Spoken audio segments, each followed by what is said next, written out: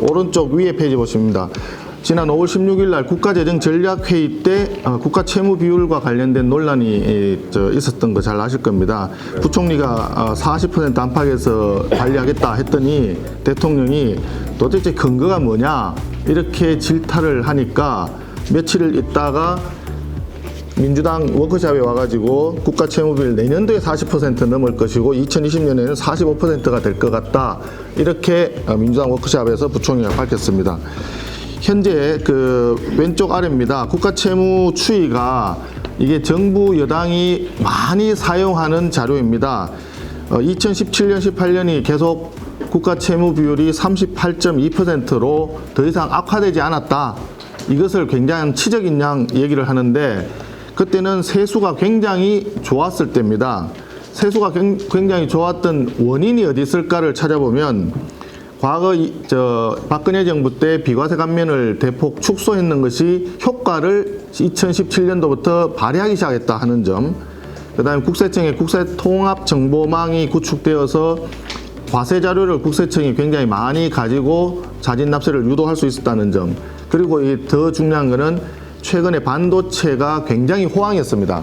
그래서 반도체 수출과 거기에 따른 수입이 대폭 늘어나서 법인세하고 소득세가 왕창 들어와서 그 결과로 세수 호황으로 국가 채무를 그렇게 늘리지 않고도 재정을 꾸려갈 수 있었다 하는 점이 지적이 되어야 될 것입니다. 그래서 오른쪽 아래 보시면 우리 40%라고 하는 국가 채무 비율을 해석할 때 다른 나라하고 비교할 때 좀 주의할 점이 있습니다. 첫 번째는 고령화 진입 당시에 다른 나라하고 비교를 해봐야 되는데 우리나라는 상대적으로 고령화가 앞으로도 더 많이 가야 되는데 지금 현재 수준이 다른 나라보다 일단 높다 하는 점이 있고요. 국민연금 같은 사회보험이 우리는 정부 예산 밖에 별도로 이렇게 구성이 되어 있는데 미국의 소셜 시큐리티 텍스 같은 경우에는 재정 안에 들어와 있습니다. 세금으로 걷어들입니다. 그래서 걔네들은 그쪽의 충당 부채가 다 부채로 잡히고 있기 때문에 우리하고 상당히 그분이 우리는 빠져 있거든요. 그런 점도 유의해야 되고 우리는 공무원이 아닌 공기업이나 공공기관이 실제로 공무원이 할 일을 대신하는 경우가 굉장히 많습니다. 그래서 공기업 부채도 유럽 같은 경우는 공무원이 하는 경우가 많기 때문에 그것도 고려가 돼야 됩니다. 그리고 우리는 이제 특히 대학이나 이런 고등학교 보면 교육 분야에 사립학교가 굉장히 많습니다. 그래서 사립학교와 관련된 부분은 유럽에는 대부분이 다 공적으로 교육을 다 시키고 있지 않습니까? 그런 부분에 재원이 많이 투입되기 때문에 상대적으로 국가가 돈을 많이 써야 되는 거고 우리는 상대적으로 덜 합니다. 그래서 그런 부분도 고려해야 되고요. 유럽에서는 옛날이 아니고 2차 대전하고 할 때 전쟁 채무를 많이 지고 있습니다. 그것이 깔려있기 때문에 상대적으로 국가 채무율이 높게 나타날 수밖에 없다. 그리고 우리는 미래를 보면 통일을 대비해야 되기 때문에 국가 채무 비율을 단순히 다른 나라보다 낮다고 해서 재정을 허물어 쓰기에는 굉장히 큰 문제가 있다. 이런 말씀드립니다. 뒷페이지 왼쪽 위에 고령화 수준하고 국가 채무 비율 전망을 써놨습니다.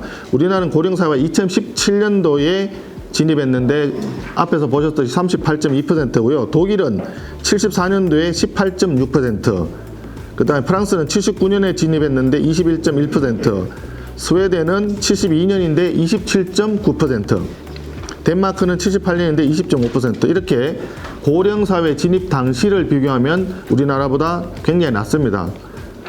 그리고 위에 오른쪽 보시면 2018년 결산 때 국가 채무가 680조 원으로 38.2%인데 2017년 기준 공기업을 포함한 공공부문으로 보면은 GDP 대비 60% 이미 넘었습니다.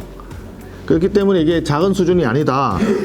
거기다가 복식부기로 할 때 정부의 자산 부채를 카운팅하는데 공무원이라든지 이런 연금 충당 부채를 합치면 1682조의 부채가 지금 쌓여 있고 이 정부 부채의 증가율은 우리나라는 464%인데 다른 나라들에 비해서 훨씬 높습니다. 그리스가 113%였고 미국이 273%였습니다. 그렇기 때문에 이런 앞서 말씀드린 유의할 점 중에서 이런 부분들은 특히 우리가 유의를 해야 될 부분이 되겠습니다. 왼쪽 아래 보시면 국제기구에서 재정 확대도 권고했는데 재정을 좀 더 쓰는 게 뭐가 문제냐 이렇게 얘기를 합니다. 그러나 여기에도 재정 자주권 침해 문제와 왜곡 정보 보고 정보의 자료의 왜곡 문제가 있습니다. OECD에서 구조개혁과 정부의 확장적 재정정책이 필요하다 이렇게 얘기를 했는데 확장적 재정정책만 얘기하고 구조개혁은 얘기를 안 하고 있습니다. 정부가. IMF도 마찬가지로 추경을 하면 성장률 전망치 2.6이 유지될 것이다 하면서 성장을 지원하기 위해 서비스 산업 규제완을 포함한 구조개혁을 꾸준히 이행해야 된다 이렇게 권고를 했는데 이 부분에 대해서는 정부가 그다지 얘기를 안 하고 있습니다. 더 중요한 거는 그 밑에 보시면은 2018년과 19년 사이에 29% 거의 30%에 달하는 최저임금 인상으로 취업을 어렵게 했다. 그래서 경제성장이 낮아진 게 고정투자 감소와 낮은 일자리 창출에 부분적으로 기인한다를 이미 지적을 했는데 여기에 대해서 우리는 보고서 자체에서 기재부가 자료를 뺐습니다. 보고 싶지 않은 통계는 아예 빼버리는 거죠. 독일은 재무장관이 뭐라 했느냐, 안정적인 재정을 운영해서 다음에 경기 침체가 올 경우에 다른 나라보다 우리가 훨씬 더 잘 대비할 수 있다라고 하면서 국제기구의 재정 확대 요구를 거부한 바가 있습니다. 우리나라도 2013년, 14년 그때 그런 얘기가 있었는데 그때 우리는 거부한 적이 있었거든요. 그걸 참고로 해야 되겠다 이런 이야기고, 그러면 40%가 이게 적정하냐 또는 이게 재정 준치로서 합리적이냐. 오른쪽 밑에 자료에 보시면 자본시장연구원이 2009년도에 우리나라나 네덜란드 같이 대외 의존도가 높고 외부 충격에 취약한 소규모 개방경제 10개국을 대상으로 해봤더니 최적 국가 채무 비율이 35.2%더라 이렇게 연구한 게 있고요. 4년 뒤에 자본시장연구원이 2013년에 우리나라만 가지고 따로 또 한번 돌려봤더니 21.3%가 최적 적정한 국가 채무 비율이다 이런 연구 결과도 있습니다. 또 다른 연구는 적자성 채무만 해서 GDP 대비 30%일 때 사회후생이 극대화된다 이런 이야기가 있었고요. 그런데 우리나라는 그동안 어떻게 했느냐, 국가재정 운용계획이라는 걸 통해서 암묵적으로 재정 준칙을 지켜왔는데 거기에 국가 채무를 GDP 대비해서 40%는 가능하면 넘지 않도록, 넘더라도 40%대 초반 아래로 유지하겠다. 그렇게 해서 암묵적으로 40%를 가이드라인으로 계속 해왔었습니다. 그 다음 장 보시겠습니다. OECD 국가들이 2015년 기준으로 OECD 국가 중에서 30개국이 재정 준칙을 이미 도입을 했습니다.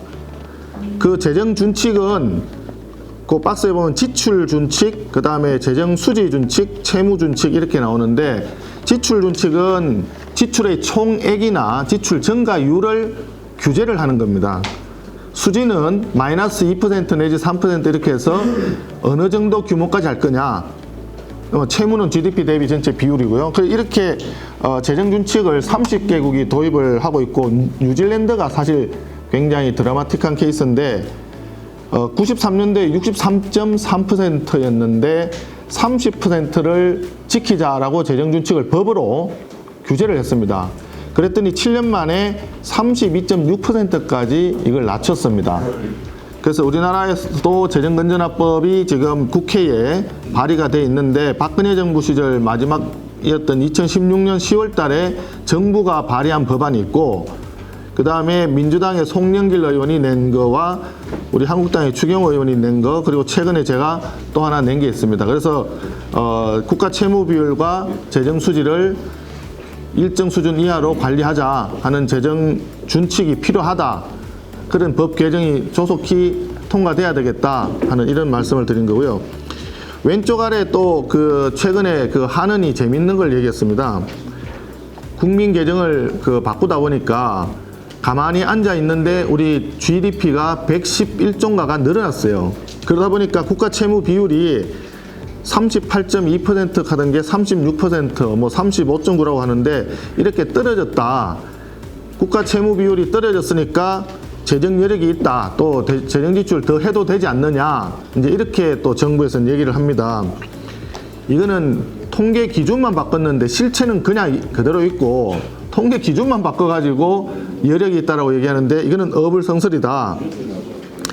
이 말을 들으니까 앞서 첫 번째 장에서 말씀드렸지만 부총리가 내년도에 40%를 넘기고 2025년도에 45%를 넘기겠다라고 얘기한 이 말 자체가 그러면 도대체 이게 어떤 GDP 기준으로 얘기한 거냐, 알고 한 거냐, 모르고 한 거냐, 코미디냐, 이런 이제 이야기가 나옵니다. 거기에다가 금년도에는 1사분기에 세수가 벌써 8천억이 당초보다 줄어들었습니다. 그러면 연간치로 따지면 이게 상당히 좀 걱정되거든요. 4, 8, 32, 3조 2천 정도가 부족하게 되는 거 아니냐, 이런 이야기도 가능하고, 특히 내년 이후에는 지금 경제가 굉장히 안 좋기 때문에 세입 전망이 상당히 어려울 것이다. 그런데 재정 소요는 늘어나고 재정 수준 악화되고 국가 채무가 계속 증가되는 악순환의 트랩에 빠질 우려가 있기 때문에 재정을 좀 관리해야 된다.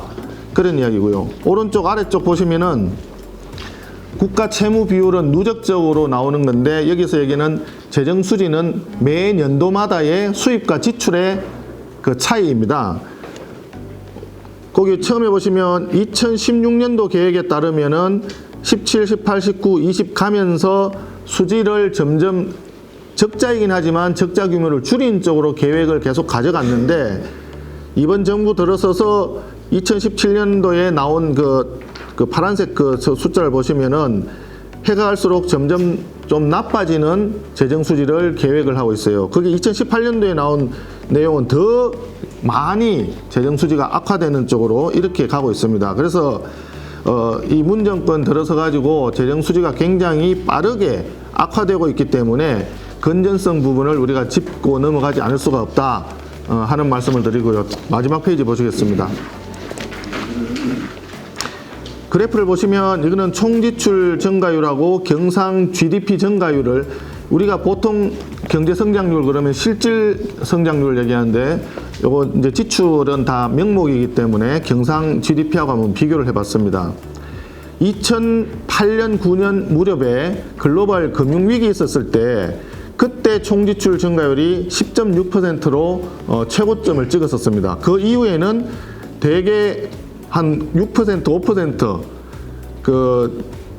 박근혜 정부 때는 2.9, 3.7 이렇게 상당히 낮췄었습니다. 그때 세수가 잘 안 들어와가지고 그랬는데 어쨌든 지금 2018년도에 7.1%의 지출 증가율과 금년도 2019년도에 9.7%의 총지출 증가율은 증가율 수준만 보면은 글로벌 금융위기 수준하고 거의 맞먹는 정도로 재정을 통해서 위기를 극복하고자 하는 그런 내용하고 똑같습니다.